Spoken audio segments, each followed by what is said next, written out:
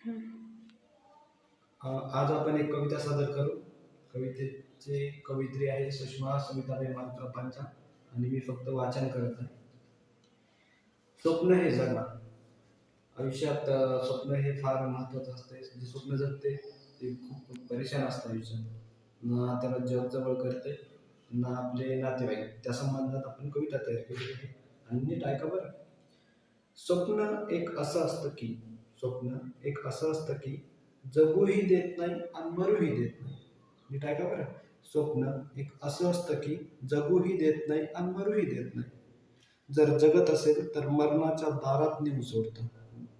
जर जगत असेल तर मरणाच्या दारात नेऊन सोडतं आणि मरता मरता एक जगण्याची झुळूक देऊन जातं. काय ताकद आहे, काय ताकद आहे या स्वप्न नावाच्या शब्दात. नीट ऐका. काय ताकद आहे या स्वप्न नावाच्या शब्दात. ज्याचा जिवंत आहे तो जातो सर्वांच्या विरोधात. ज्याचा जिवंत आहे तो जातो सर्वांच्या विरोधात. स्वप्नांच्याच खडतर प्रवासात तो सर्वांना नको नकोसा असतो. स्वप्नांच्याच खडतर प्रवासात तो सर्वांना नको नकोसा असतो. पण यश मिळालं त्यालाच माहीत नसतं तो सर्वांचा झालेला असतो. स्वप्न मिळवण्यासाठी जीबीएमबी डाटा पुरत नाही. स्वप्न मिळवण्यासाठी जीबीएमबी डाटा पुरत नाही. कारण स्वप्न हे कधीच डाउनलोड करून होत नाही. कारण स्वप्न हे कधीच डाउनलोड करून होत नाही. आणि मनात रुजलं तर ते खडतर कठीण प्रसंग बघून डिलीटही होत नाही.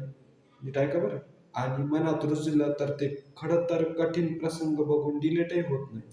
कारण कारण तुमचा दिमाग आणि तुमचं मन याच्यासारखी ॲप जगात शोधूनही सापडणार नाही. कारण तुमचा दिमाग आणि तुमचं मन याच्यासारखी ॲप जगात शोधूनही सापडणार नाही.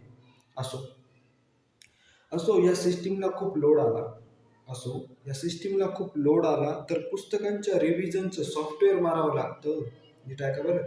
असो या सिस्टीमला खूपच लोड आला तर पुस्तकांच्या रिव्हिजनचं सॉफ्टवेअर मारावं लागतं. म्हणूनच आनंदानं शिका, स्वप्न पहा, स्वप्नांची पूर्तता करा. स्वप्न कधीच सोडू नका.